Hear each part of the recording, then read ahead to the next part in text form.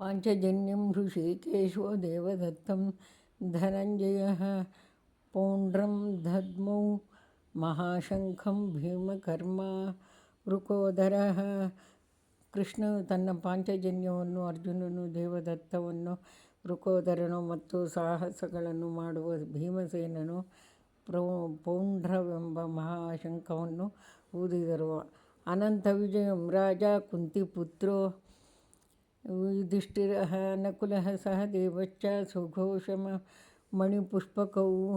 ಕುಂತಿಪುತ್ರನಾದ ರಾಜ ಯುಧಿಷ್ಠಿರನು ಅನಂತ ವಿಜಯವೆಂಬ ಶಂಖವನ್ನು, ನಕುಲ ಮತ್ತು ಸಹದೇವರು ಸುಘೋಷ ಮತ್ತು ಮಣಿಪುಷ್ಪಕ ಶಂಖಗಳನ್ನು ಊದಿದರು. ಕಾಶಶ್ಚ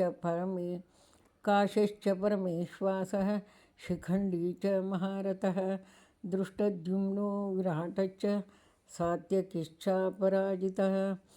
ಮಹಾಧನುರ್ಧಾರಿಯಾದ ಕಾಶಿರಾಜ, ಮಹಾರಥನಾದ ಶಿಖಂಡಿ, ದೃಷ್ಟದ್ಯುಮ್ನ, ವಿರಾಟ, ಅಜೇಯನಾದ ಸಾತ್ಯಕಿ,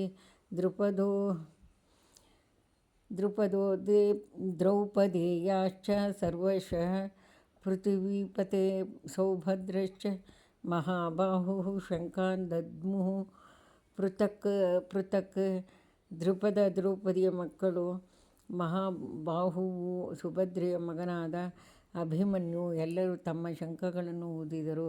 ಸಘೋಷೋ ಧಾರ್ತರಾಷ್ಟ್ರಾಣಾಂ ಹೃದಯಾನಿ ವ್ಯಧಾರಯತ್ ನಭಶ್ಚ ಪೃಥಿವೀಂ ಚೈವ ತುಮುಲೋ ವೆನುನಾದಯನ್. ಆ ಸದ್ದು ಅಬ್ಬರ ನೆಲ ಮುಗಿಲುಗಳಲ್ಲಿ ಪ್ರತಿಧ್ವನಿಸಿ ಕೌರವರ ಧೃತರಾಷ್ಟ್ರನ ಮಕ್ಕಳ ಎದೆಗಳನ್ನು ಚೂರು ಚೂರು ಮಾಡಿತು. ಅಥ ವ್ಯವಸ್ಥಿತಾನ್ ದೃಷ್ಟ್ವಾ ಧಾರ್ತರಾಷ್ಟ್ರಾನ್ ಕಪಿಧ್ವಜಃ ಪ್ರವೃತ್ತೆ ಶಸ್ತ್ರ ಸಂಪಾತೆ ಧನುರುದ್ಯಮ್ಯ ಪಾಂಡವಃ.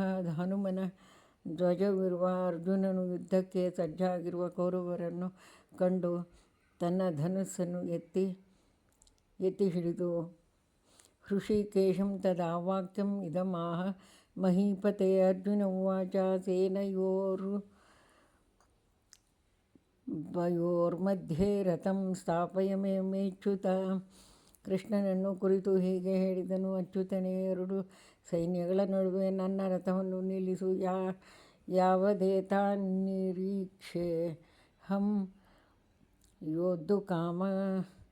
ಯೋದ್ಧುಕಾಮಾನವಸ್ಥಿತಾನ್ ಕೈರ್ಮಯಾ ಸಹ